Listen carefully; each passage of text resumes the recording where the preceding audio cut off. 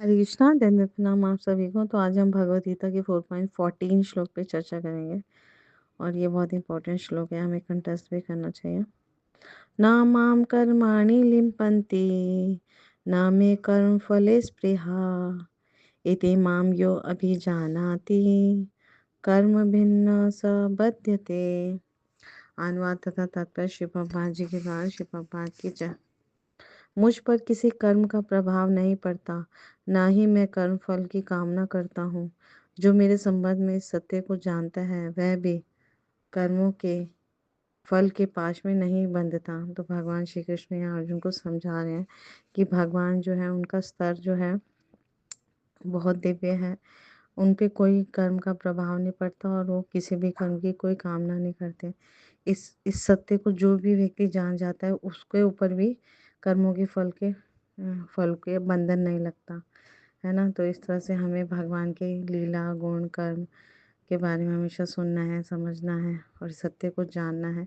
तो हम इस बंधन से, भौतिक जगत के बंधन से बहुत सरलता से मुक्त हो जाते हैं। तो तात्पर्य में श्री पापा जी बहुत सुंदर समझा रहे हैं। जिस प्रकार इस भौतिक जगत में संविधान के नियम हैं जो ये बताते हैं कि राजा ना तो दंडनीय है और ना किसी राज नियमों के अधीन रहता है ना। उसी प्रकार भगवान जो है इस भौतिक जगत के सृष्टा है ना। वो राजा है इस पूरे ब्रह्मांड के, आध्यात्मिक और भौतिक जगत के ब्रह्मांड के राजा भगवान श्री कृष्ण है। तो हैं वो इस जगत के कार्यों से प्रभावित होते ही नहीं है। तो सृष्टि करने पर भी वो इससे अलग रहते हैं, जबकि जो जीवात्माएं हैं उनके ऊपर कार्यकलापों के कर्मफलों का बंधन होता है, क्योंकि उनमें प्राकृतिक साधनों की के ऊपर प्रभुत्व जताने की प्रवृत्ति होती है कि मेरा है, मैं हूँ करता, ऐसे अपने आप को सर्वे सर्वा समझते हैं, इसलिए वो कर्म के बंधन में फंस जाते हैं। जैसे किसी संस्थान के स्वामी जो है कर्मचारियों के अच्छे बुरे कार्यों के लिए उत्तरदायी नहीं होता, कर्मचारी स्वयं अपने कार्यों के लिए उत्तरदायी होता है। तो इसी प्रकार जो जीवात्माएं हैं अपने अपने अनुसार कार्य कर रही हैं, इंद्रिय तृप्ति में लगी रहती हैं, तो ये कार्य भगवान द्वारा निर्दिष्ट नहीं होते है ना। वो अपनी इंद्रिय तृप्ति की और ज़्यादा उन्नति के लिए इस संसार में कर्म करने में प्रवृत्त रहती है और फिर मृत्यु के बाद स्वर्ग सुख की भी कामना करती हैं। तो क्योंकि भगवान के पास स्वर्ग सुख जैसा कोई आकर्षण है ही नहीं है ना, क्योंकि स्वर्ग के जो देवी देवता वो उनके द्वारा नियुक्त सेवक हैं, सभी भगवान के है ना सर्वेंट हैं, सेवक हैं। तो स्वामी जो होते हैं या किसी भी आप देख लीजिए, किसी भी संस्था के स्वामी वो कर्मचारियों जैसा निम्न स्तरीय सुख को नहीं चाहता है ना, वो भौतिक क्रिया प्रतिक्रिया से पृथक रहता है। तो जैसे उदाहरण से हम समझेंगे, पृथ्वी पर उगने वाली विभिन्न वनस्पतियों के उगने के लिए वर्षा उत्तरदायी नहीं है, यद्यपि वर्षा के बिना वनस्पति उग नहीं सकती।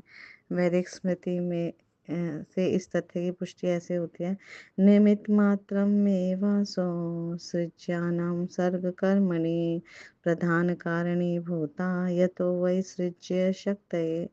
भौतिक सृष्टि के लिए भगवान ही परम कारण है, प्रकृति तो केवल निमित्त कारण है जिससे विराट जगत दृष्टिगोचर होता है। तो भगवान की वजह से यह भगवान ही परम कारण आदि कारण है ना। प्रकृति तो उनकी अध्यक्षता में कार्य करती है, हम आगे के अध्याय में देखेंगे। तो प्राणियों की अनेक जातियां होती हैं, जैसे देवता है, मनुष्य है, निम्न पशु है। तो ये सभी अपने शुभ अशुभ कर्मों के फल भोगने को बाध्य हैं, जैसा वो कर्म करेंगे वैसा ही उनको और उसी योनि में जाना पड़ेगा। लेकिन भगवान उन्हें ऐसे कर्म करने के लिए सुविधा देते हैं और प्रकृति के नियम सुलभ कराते हैं, लेकिन वो भूत और वर्तमान कर्मों के लिए उत्तरदायी नहीं होते। उनके जो जैसा व्यक्ति कर्म करता है उसके अनुसार उसको बौद्धिक बंधन लग जाता है। इसलिए हमें साधु गुरु शास्त्र के अनुसार अपना जीवन यापन करना चाहिए, क्योंकि सारे शास्त्र, सारे साधु, सारे गुरु है ना, वो भगवान के नियमों का पालन करते हैं, भगवान को प्रसन्नत करने में कार्य करते हैं। तो फिर प्रकृति के नियम के ऊपर उठ जाते हैं।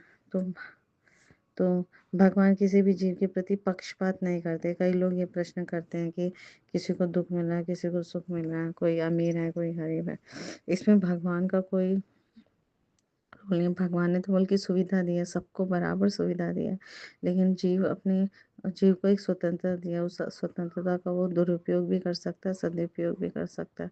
तो सदुपयोग हमें करना है, हम अगर अपना मनुष्य जीवन सफल बनाना चाहते हैं तो शास्त्र हमारे लिए बनाए गए, हमें शास्त्रों के अनुसार अपना जीवन यापन करें, तो हम अपनी अल्प स्वतंत्रता का सदुपयोग करके इस भौतिक जगत के बंधन से मुक्त हो जाएंगे।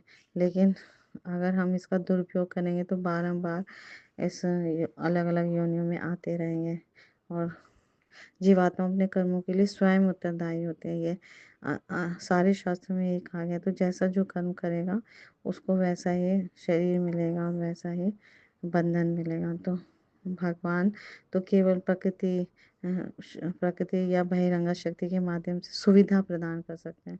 तो जो व्यक्ति इस कर्म नियम की सारी बारीकियों को भली भांति से समझ जाता है ना, उसके ऊपर वो स्वयं पर कर्मों के फलों से प्रभावित नहीं होता है ना। जो भी व्यक्ति भगवान के इस दिव्य स्वभाव से परिचित होता है वह कृष्ण भावनामृत में अनुभवी होता है, अतः उस पर कर्म के नियम लागू नहीं होते। तो जो भी व्यक्ति भगवान के दिव्य स्वभाव को नहीं जानता और सोचता है कि भगवान के कार्यकलाप सामान्य व्यक्तियों की तरह कर्मफल के लिए होते हैं, तो वे निश्चित रूप से कर्मफलों के में बन जाते हैं। परंतु जो परम सत्य को जानता है वह कृष्ण भावनामृत में स्थिर मुक्त जीव होता है। तो इस तरह से हमें समझना है कि हमें कैसे भगवान की प्रसन्नता के लिए कार्य करना है ना। तो भगवान इस भौतिक जगत से परे हैं, उन पे ना कर्म का प्रभाव पड़ता है और ना ही वो कर्म फल की इच्छा करते हैं। तो वो सामान्य जीव के एक तरह नहीं होता उनका जीवन, का स्वभाव, कर्म और जन्म सभी कुछ दिव्य हैं। तो श्लोक 9 में भी हमने देखा था, जन्म कर्म च मे दिव्यम एवं यो वेति तत्वतः त्यक्ता देहम पुनर्जन्म नैति मामिति सो अर्जुन। भगवान के जन्म और भगवान का कर्म सभी कुछ दिव्य है, उनकी लीलाएं दिव्य हैं, उनके कर्म दिव्य हैं। तो जो व्यक्ति इसको भली भांति जानता है वो इस शरीर को त्यागने के बाद भगवत धाम वापस लौट जाता है। तो हम जितना ज़्यादा भगवान के पवित्र नाम, रूप, गुण, लीलाओं का श्रवण करेंगे, कीर्तन करेंगे, हरे कृष्णा कृष्णा कृष्णा हरे हरे, हरे राम राम राम हरे हरे, भगवान के पवित्र नामों का जप करेंगे, हरे नाम का आश्रय ग्रहण करेंगे, भगवान के शरणागत होंगे, उतना ही अधिक हम इस जीवन के लक्ष्य को तीव्रता से, शीघ्रता से प्राप्त करेंगे और कर्म के फलों के पाश से मुक्त हो जाएंगे, है ना। तो इस श्लोक में भगवान यही समझा रहे हैं कि ऐसा व्यक्ति जो कृष्ण भावनामृत में स्थिर है, भगवान कृष्ण की प्रसन्नता के लिए करते करता है, उसके ऊपर भी भौतिक जगत का बंधन नहीं लगता। Thank you so much. Guru Maharaj की जय, श्री प्रभुपाद की जय, आप सब भक्तवृंद की जय। हरे कृष्णा, दंडवत प्रणाम।